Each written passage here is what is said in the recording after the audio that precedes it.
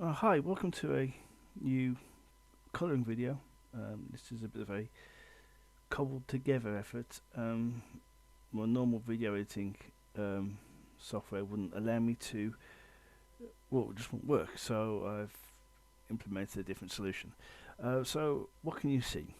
Well, you can see a panel that I'm currently colouring. This is Krita, this is on Linux, this is 2004, and I am just using what would it be? A very small brush to just block in colours. I'm not um, I'm not doing the traditional thing, which is to sort of do encapsulate areas with like a marquee and fill those areas in. Uh, Mainly because mainly to put to find a point on it because um, well mainly because I've got a few open lines in this artwork. This artwork has a fairly sort of loosey goosey style. Um, so yeah, I'm currently feeling this guy. When I was designing these characters, these are sort of in the script they're just described as nerdy toddlers. Um, so I really went back to some of the classic depictions of nerddom, and I really cribbed the character designs from things like Revenge of the Nerds in Greece. Sort of went to those sort of films to sort of get my inspiration for these characters. The script was very clear that these were meant to be sort of greasers, you know. Um, and this is the main character. He's like the main. Well, it's not the main character, but it's the main leader of the greasers. We spend more time with him than any other character in the story. Um, so I'm just toying with the idea. I'm just toying with getting an interesting highlight. Um, Possibly even using that as a color, unique color for this character. I think his name's Tony, if memory serves. But yeah. Yeah.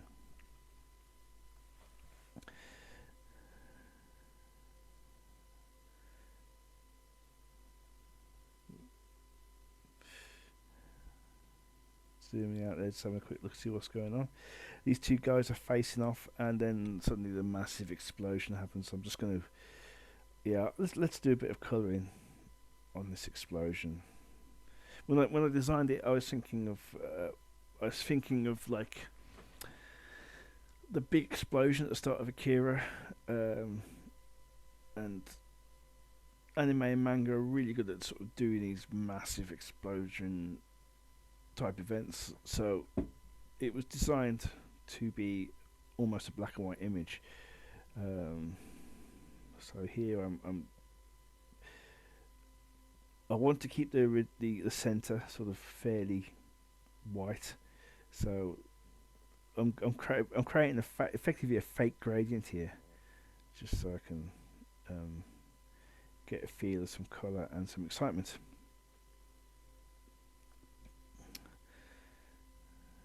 Mm.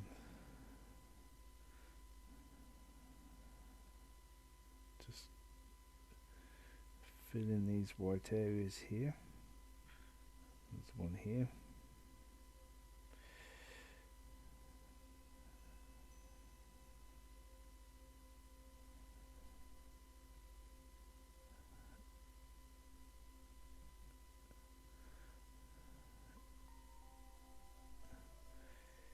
Yeah, looks quite nice. I like the cold blue. It's a good contrast to um, all the yellow and white that's flying around in this panel. So these pages that I'm currently colouring, this is for an anthology called Fletcher Cross. It's kind of like the character's called Fletcher Cross. That character to the right of the page there, that's Fletcher. And it's kind of this multi-dimensional sort of adventurer, where every dimension is like a comic trope.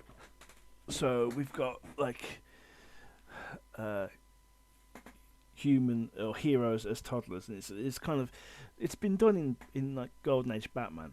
There's a Bat toddler story. I'm just touching up some of this stuff, and yeah, this is this guy. You just see the top of his head there, so I'm just gonna take the colour from there and just drop it in there. I'll swipe his skin tone. I mean, I suppose I should rename these characters, but because the script didn't name them, and it's really not so much that there are lots of individual ones that they have to have a unique name. It's just, hey, here's some nerds, here's some sort of, you know, hip kids, for want of a better word. And I'm putting his hair in now. That's his hair. Just tied up the skin at the tone. And there. And those glasses white. It's something I've done a lot. The panels in this story, I've left the lenses in glasses as completely opaque, like lights reflecting off them. The sort of thing that Frank Miller does in stuff like Sin City or what have you, and I think it works really well. I don't think you can do it every frame, because then it just looks like you've forgotten to draw the eyes, or you're deliberately not drawing eyes. So yeah, right. I think I have to get the trousers now.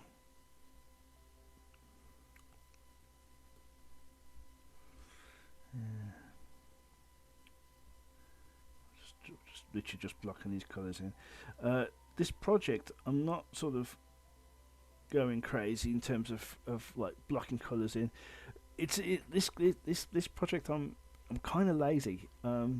But this is an RGB, so we're not even working in CYMK at this point.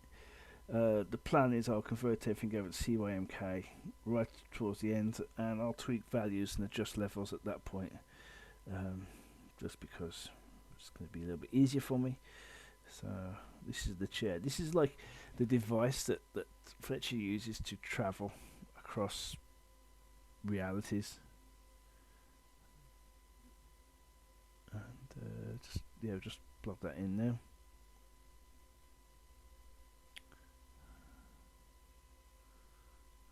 Oh, missed a bit. I'll try again. There we go. I can put his hair back in. This is the downside of having to sort of quote unquote paint our colours in. But until my inking gets better, well, I don't know if better is the right word, but I do have a lot of open lines. I quite like them. They give it gives it character, but it does mean you can't do like flattening colours becomes a lot more complicated because of it. But I think if you enclose all your lines, what you end up with is not a comic page or something with like anima, with life. What you end up with is the sort of drawing that you get in a colouring book.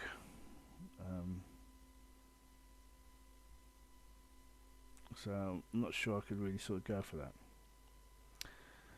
I need to find some reference in a bit for the inside colours for the chair and for Fletcher, so I'm just going to have to probably just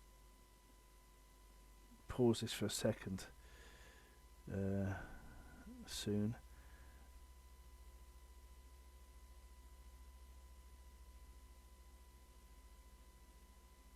Yeah, I'm going to have to pause this I think at some point and get some reference for Fletcher.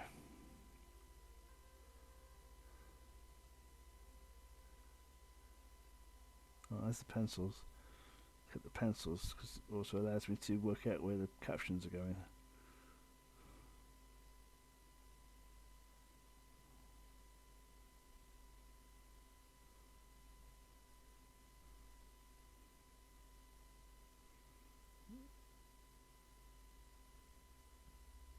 Okay.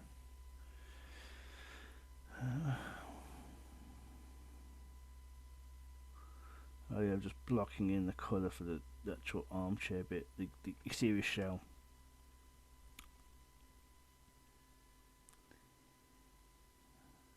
I think I've done as much as I can without getting more reference.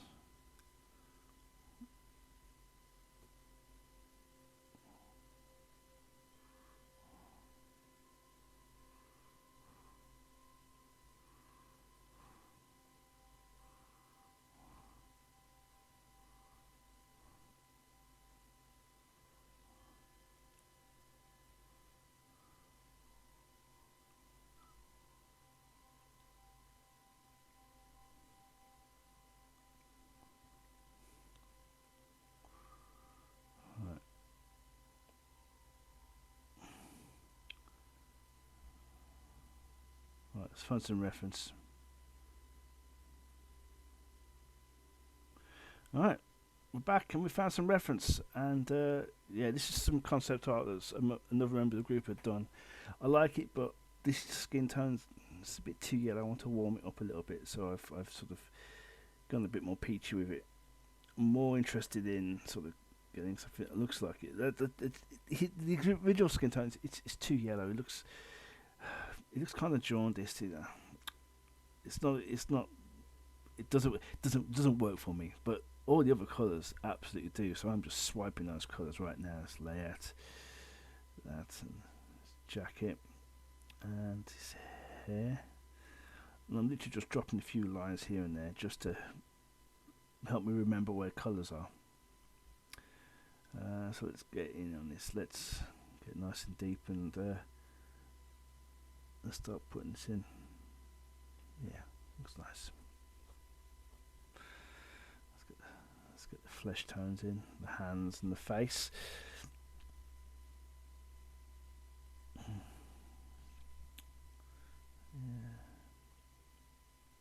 So I was looking around the internet the other day, which I do on occasion, just looking for new videos on YouTube about making comics.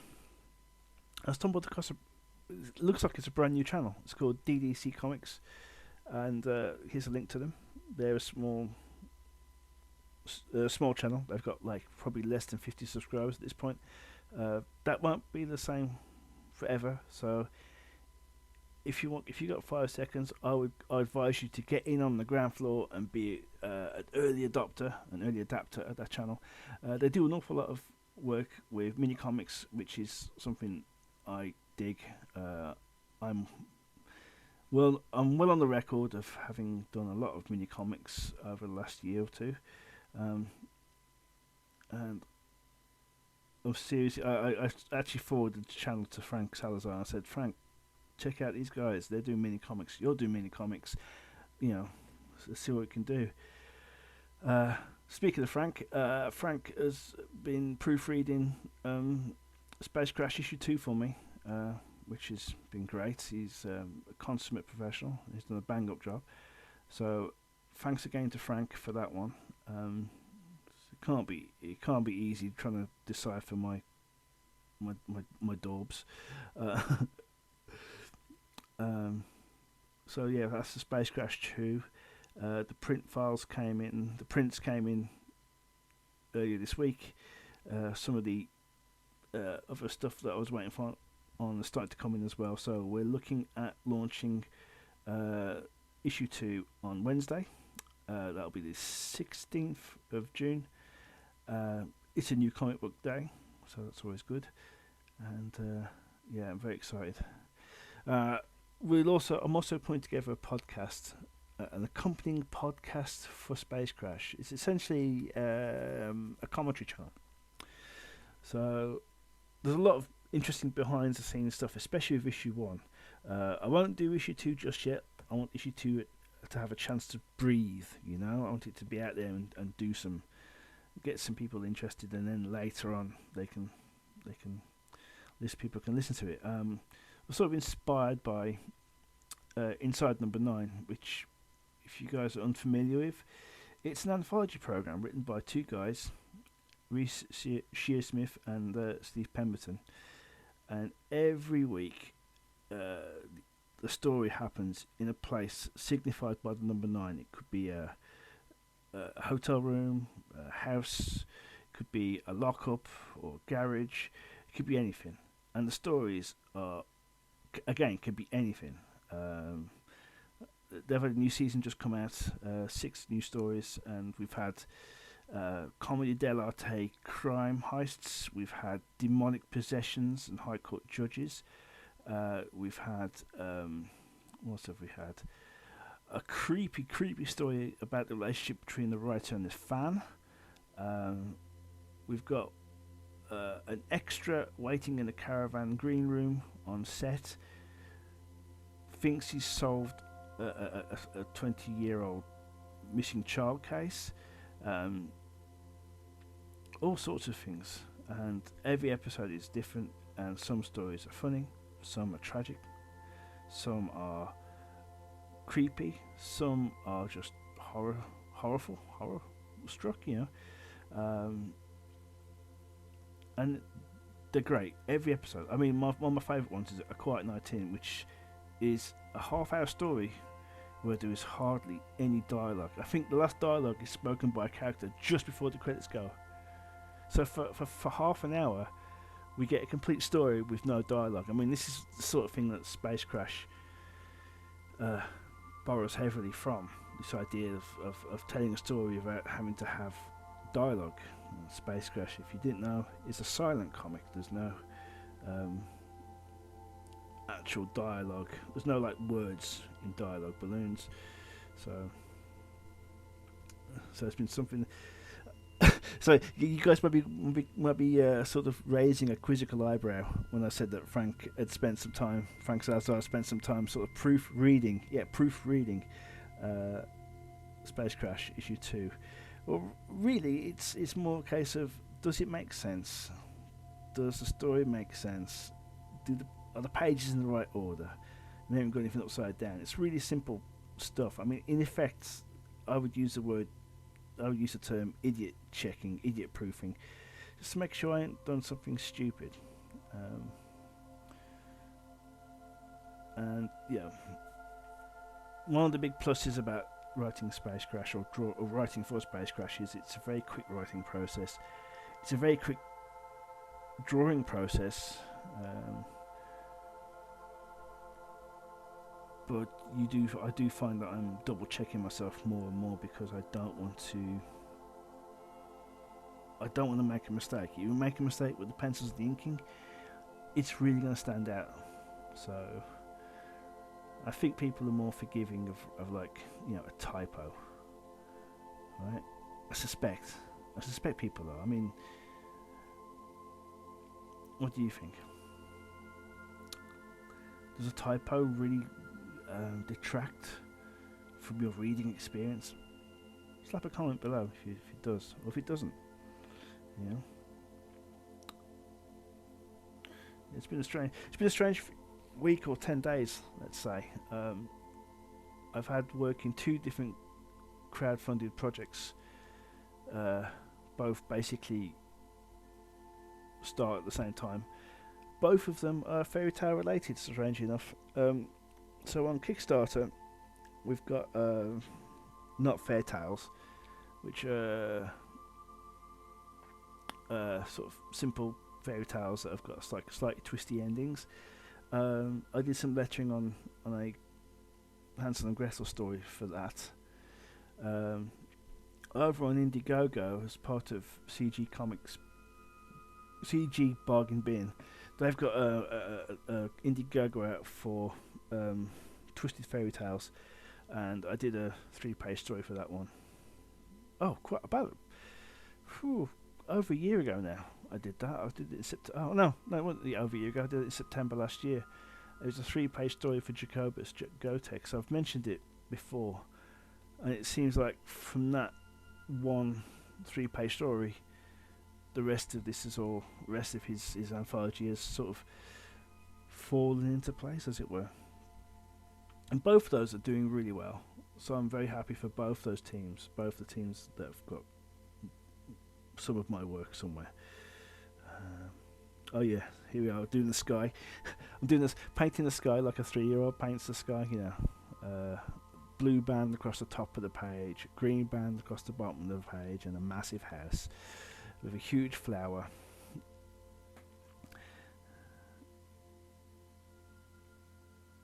I'm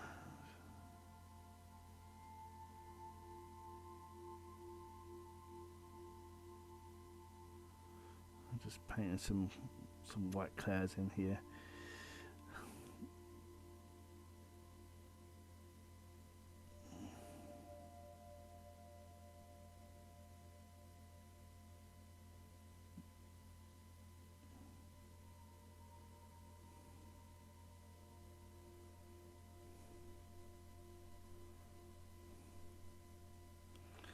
Let's fill this back in. I'll paint that back in a second, but I just want something that looks decent. I want something that suggests sky. Very simply, this is a kind of a pulp type story.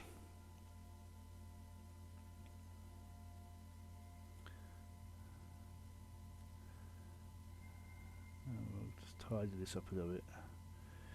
So, in case you're interested, which you probably aren't, but I'll tell you, I'm using a Bosto tablet for this. This is it looks like a massive tablet, but it doesn't work on this laptop. I've had to sort of engineer. I've had to engineer a new driver for it to work. So it works, but not amazingly well.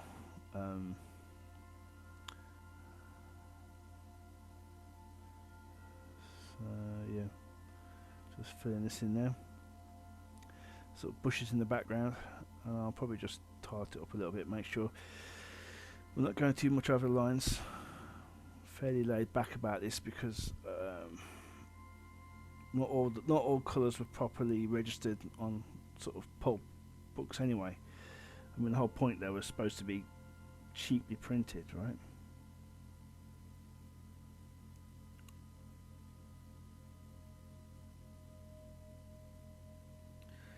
And you see over here, here's Fletcher struggling after being beset by a load of greaser kids. You'll notice at the bottom left there's a kid there. He's really based on 3D, who was one of Biff Tannen's sort of henchmen in Back to the Future. I always thought the character was really cool. He got the 3D glasses on and his sort of slick back hair and all this business, and I just thought he was an interesting character. So when I came to design the greaser characters, I definitely wanted to incorporate that. And see here I'm playing with the sky values. I want a bit more contrast. So I'm liking this blue for the background. So let's put that in.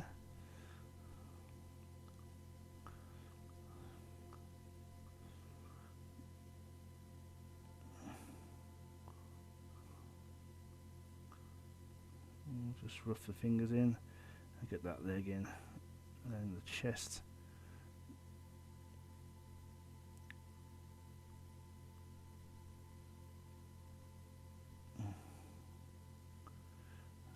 Get that value back. There we go. Put the fingers back in.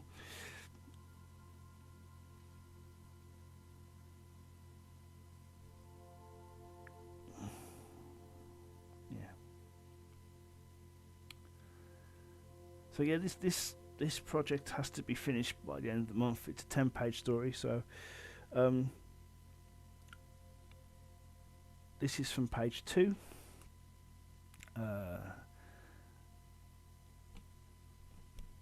So you know, it's going on well. I think we're going to be well positioned to get this done by the end of the month. Okay, well, I think that's pretty good.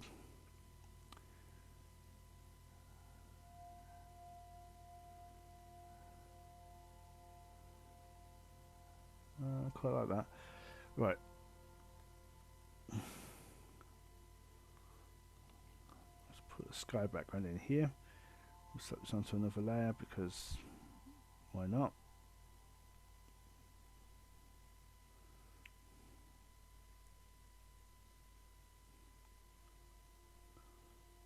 Once that's done, just undo that. I went over the lines.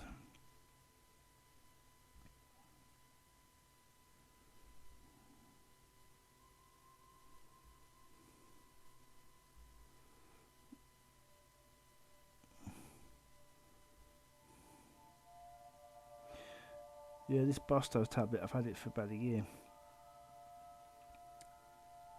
And it cost me the best part of 30 quid, and I've got to say, I'm not overly impressed with it. I probably will end up getting another tablet at some point, but it might do for now.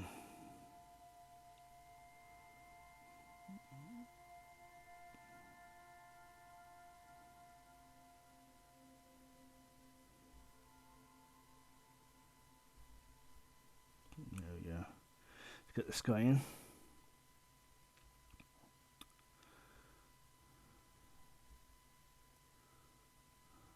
I'll just erase that back out.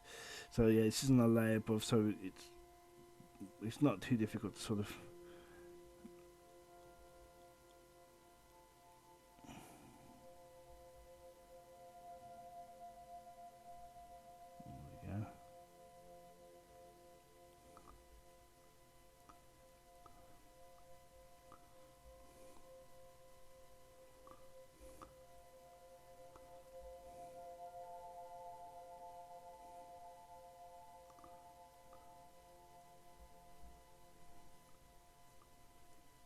Alright, okay.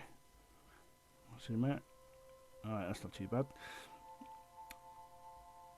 I've got just about enough time to put a background in the machine as it's just finished disintegrating, as it's just finished appearing. I think we'll do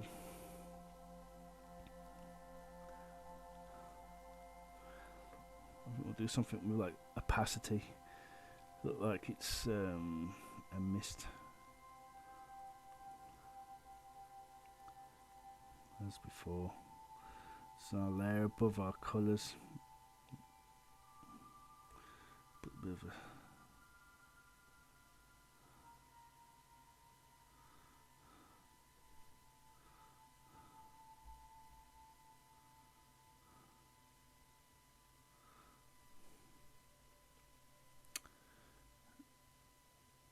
okay, let's get an eraser.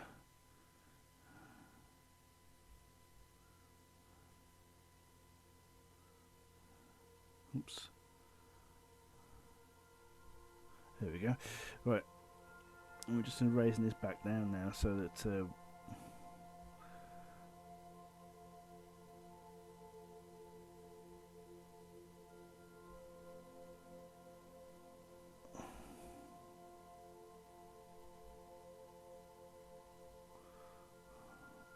let's get the hair sorted out.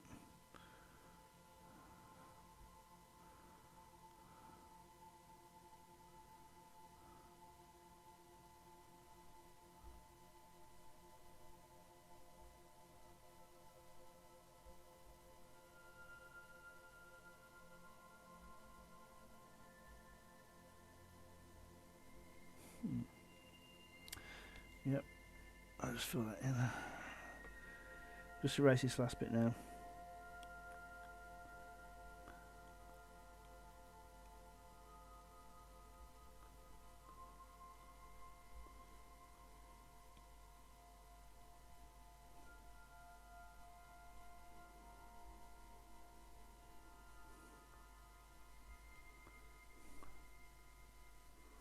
Just this last antenna.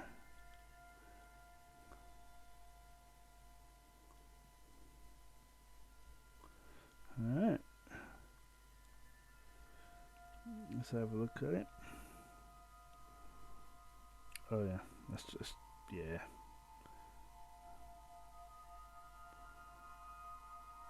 Okay, I think that'll do us. Let's have that.